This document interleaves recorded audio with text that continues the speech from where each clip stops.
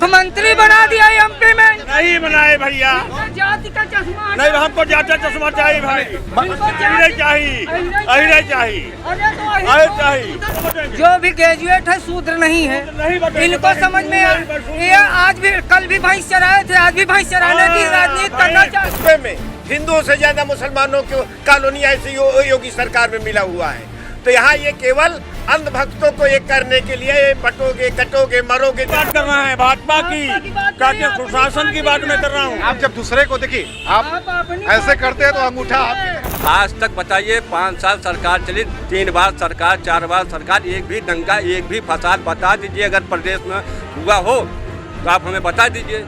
बहुत सुकून चल रहा है, इतना सुकून कि व्यापारी अपने में सो रहा है, व्यापार करके अपने घर सो रहा है, नहीं तो कभी झोला छिन जाता था, कभी चाबी लेके जा रहा झोले में वो भी छिन जाती थी, चाबी तक छिन जाती थी भाई साहब, इतना भ्रष्टाचार था। उपचुनाव के परिणाम से ऐसा नहीं है कि भारतीय जनता पार्टी का जो बहुमत है उसमें और मजबूती आ जाएगी या विपक्ष को कोई ऐसा हाथ में कोई पत्ता लग जाएगा कि सरकार गिरा देगी, लेकिन अस्तित्व की बात है। उपचुनाव सामान्यतः अस्तित्व की लड़ाई होती है। विपक्ष इस बात की लड़ाई लड़ता है, वो बताने की कोशिश करता है कि सरकार जो सत्ता में है उसके खिलाफ जनाक्रोश है। वहीं सत्ता पक्ष ये बताना चाहता है कि देखो जो हम राज कर रहे हैं ऐसे ही नहीं कर रहे हैं, जनता का जो विश्वास हम लेके आए थे वो अभी बना हुआ है। नमस्कार, मैं हूँ रोहित सिंह।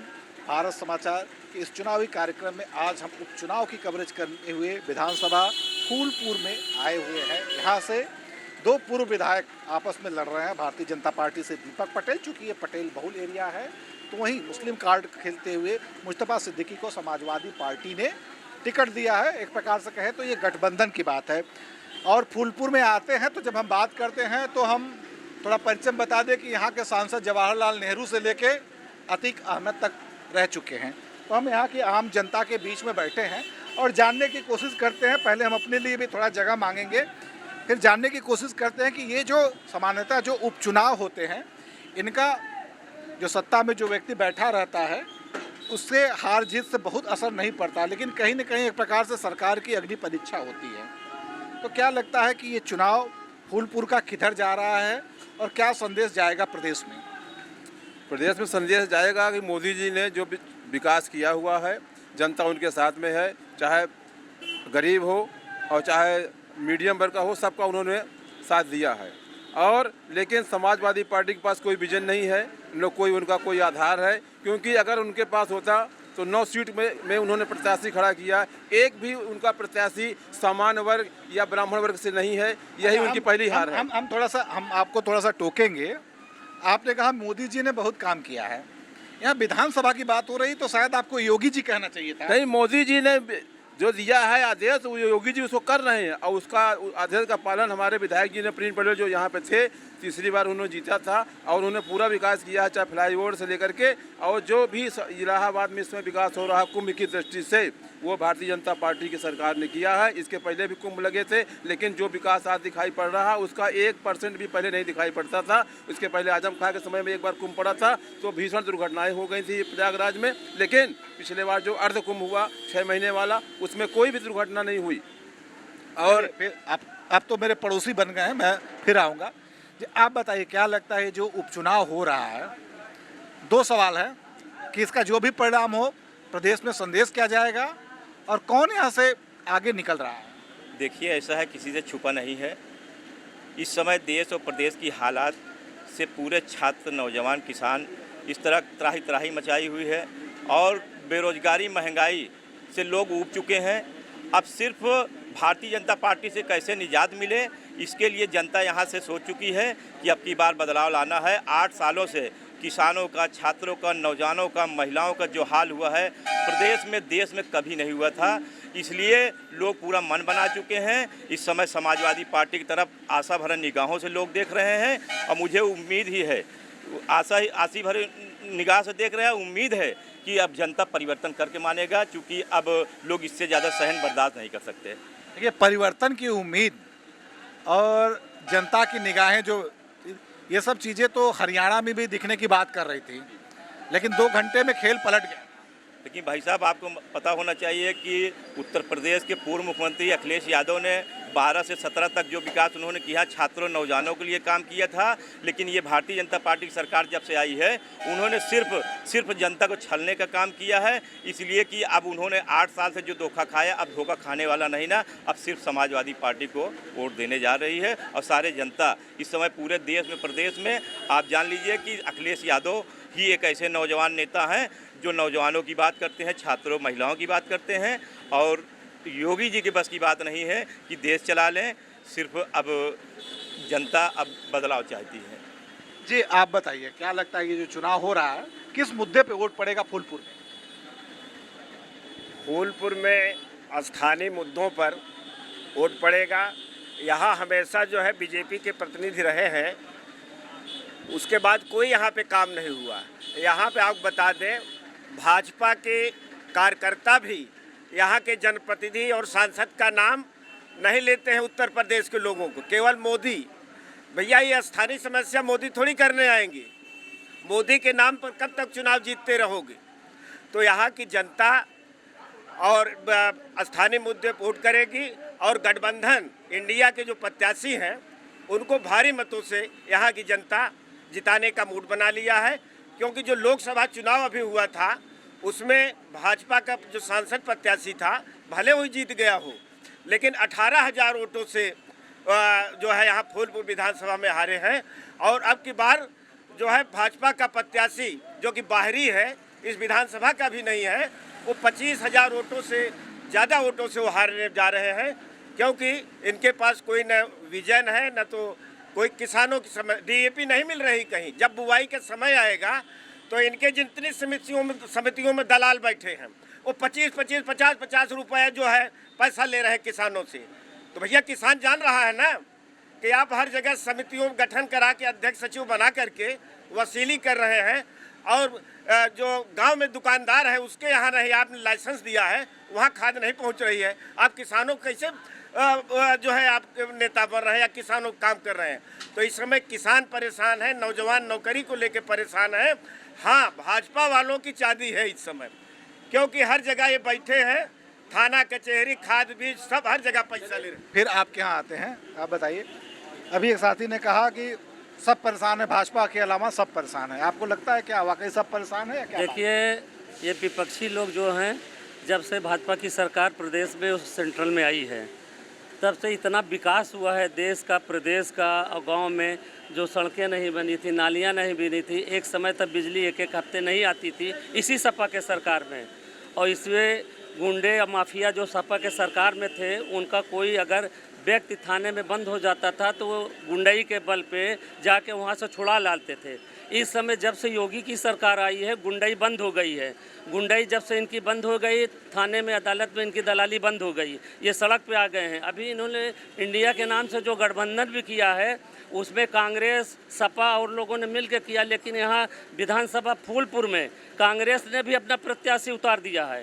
तो ये लोग आपस में ही जो है इंडिया के नाम पे जो गठबंधन किए हैं, कहते हैं कि चलिए अलग अलग चुनाव लड़ लेंगे, बाद में वहाँ देख लें। लेकिन यहाँ कांग्रेस का भी प्रत्याशी है, सपा का भी प्रत्याशी है, लेकिन इन सब पार्टियों में दीपक पटेल भाजपा का प्रत्याशी सबके ऊपर तगड़ा है। तो हमारा ये व्यक्तिगत राय है और यहाँ की जो जनता चाहती है, जब से योगी की और मोदी की सरकार आई है देश में काफ़ी विकास हुआ। यही फूलपुर का रेलवे ब्रिज जो पश्चिमी में बना हुआ है, किसी भी सरकार में नहीं बना है, लेकिन ये हमारे डिप्टी सीएम केशव प्रसाद जी की देन है, भाजपा की देन है कि ये जब उन सत्ता में यहाँ आए हैं तब से यहाँ का ओवरब्रिज बन गया। और भी ओवरब्रिज तमाम जहाँ जहाँ भी प्रस्तावित हैं बन रहा है। और यही बिजली की समस्या थी, आज 24 घंटे हम लोगों को बिजली मिल रही है। चलिए, आपने देखिए बहुत सारी चीज़ों को आपने गिनाया, लेकिन आखिरकार क्या कारण था कि अगर ये सब कुछ सही था तो लोकसभा में उत्तर प्रदेश में बहुत सारी सीटें चली गई थी? देखिए, कभी कभी ये होती है, कहीं कहीं पे कुछ ऐसे प्रत्याशी हर पार्टी में लोग चयन कर लेते हैं, या जनता देखिए जब 5 साल 10 साल कोई भी सरकार में रहता है तो जनता ये सोचती है कि एक बार बदलाव करके देख लें। लेकिन विकास के नाम पे जो योगी मोदी के राज में हुआ है, अभी जो शौचालय, मकान, सड़क, ये सब व्यवस्थाएं दी जा रही, गरीबों को अनाज दिया जा रहा है, तमाम ऐसी सुविधाएं, बैंकों में खाता खोला जा रहा है, तमाम ऐसी सुविधाएं दी गई और सरकारों में ये व्यवस्थाएं नहीं थी। ये जो व्यवस्था हमारी सरकार वर्तमान में प्रदेश में भी और देश में भी जो सरकार चल रही है, इससे देखिए जनता कहीं ना कहीं थोड़ा 1%, 2%, 4%। चलिए आपके पास फिर से आते और भी लोग हैं कि आप बताएं। हम बड़ी बड़ी बातों की बात उम्मीद नहीं करेंगे, हम छोटी बात, लोकल बात क्या है जिस पे चुनाव वोट पड़ेगा। बड़े भाई ने कहा कि यहाँ पे फ्लाईओवर बना है, फूलपुर की जनता को क्या फ़ायदा हुआ उससे? नहीं, क्या उसका फायदा फूलपुर में आपको व्यक्तिगत? यहाँ से लेके 2.5 किलोमीटर का जाम अभी है, मैं जाम में से आ रहा हूँ। 2.5 किलोमीटर का जाम लगा हुआ है। और जो प्रत्याशी हैं माननीय दीपक पटेल जी, अभी 2019 से 2024 तक उनकी माताजी सांसद थी। उन्होंने कौन सी उनकी उपलब्धि है जिस पर जनता उनको अपना वोट देगी? आप बताएं, कौन सी उपलब्धि है उनकी? क्या किया उन्होंने 5 साल में? रही बात क्राइम की, क्राइम में आप 7.5 साल का आंकड़ा निकाल के देख लीजिए, आपको तो हमसे पहले मालूम चल जाएगा। टोटल भ्रष्टाचार हर स्तर पे, छोटे स्तर से तहसील से लेके थाना से लेके ब्लॉक से लेके नगर पंचायत से लेके हर जगह सिर्फ भ्रष्टाचार कमीशन चल रहा है। क्या मुद्दा होगा?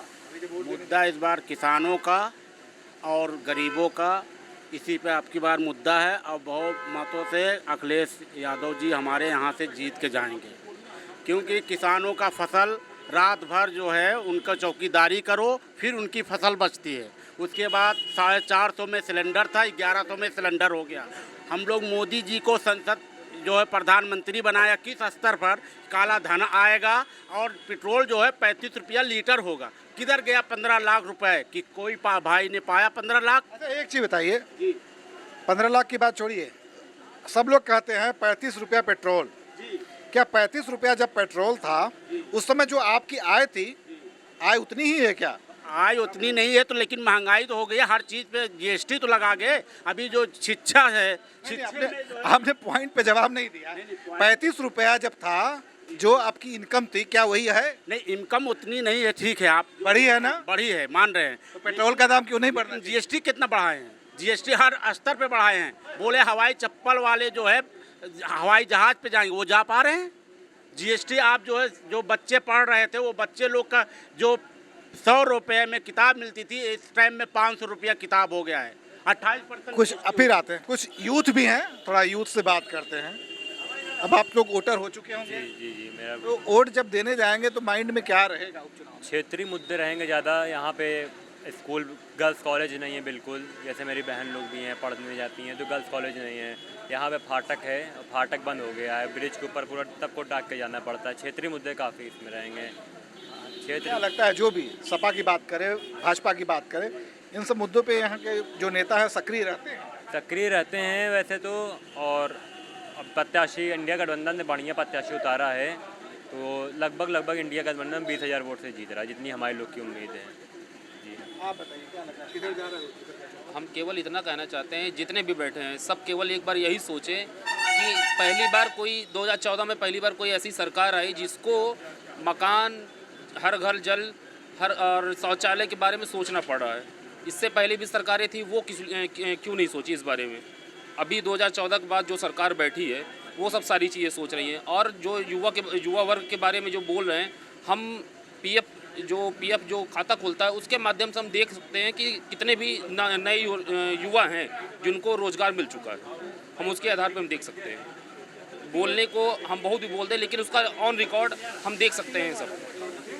पीएम अकाउंट के भैया का कहने का मतलब, जो पीएम, आप भैया का मतलब मत अपना बताइए। यहाँ पे जब से 2014 से भाजपा की सरकार आई है, या केंद्र में हो या उत्तर प्रदेश में हो, बहुत सुकून चल रहा है। इतना सुकून कि व्यापारी अपने में सो रहा है, व्यापार करके अपने घर सो रहा है। नहीं तो कभी झोला छिन जाता था, कभी चाबी लेके जा रहा झोले में, वो भी छिन जाती थी, चाबी तक छिन जाती थी भाई साहब। इतना भ्रष्टाचार था। आपको क्या लगता है, कानून व्यवस्था ये मुद्दा होगा? कानून व्यवस्था बहुत बड़ा मुद्दा है।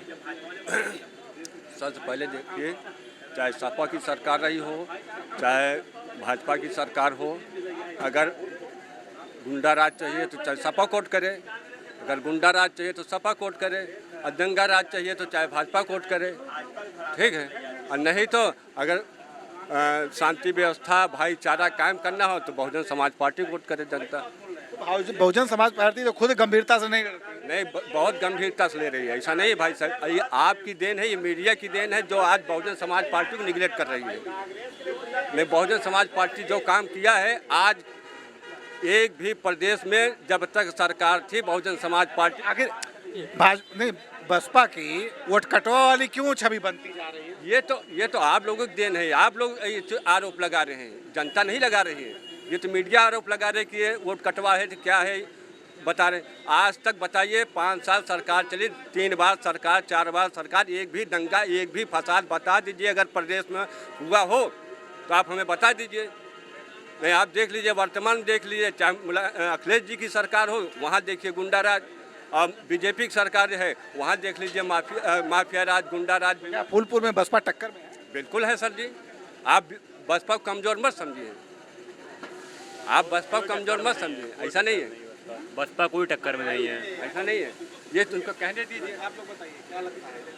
ये सपा बसपा चाहे जितना भी कर ले, लेकिन आएगी बीजेपी की सरकार बनेगी। सरकार है भी है, केंद्र प्रदेश में है, विकास भी हो रहा है, विकास भी हुआ है, और गुंडा माफिया सब बिल में घुस गए हैं। और ये तो देखिए स्थानीय मुद्दे रहे।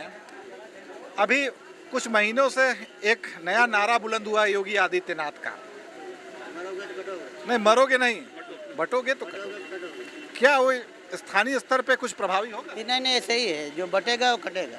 आपको क्या लगता है? बिल्कुल गलत है साहब, कौन बटेगा? मैं तो शूद्र हूँ, मैं शूद्र हूँ, हम कैसे बटेंगे?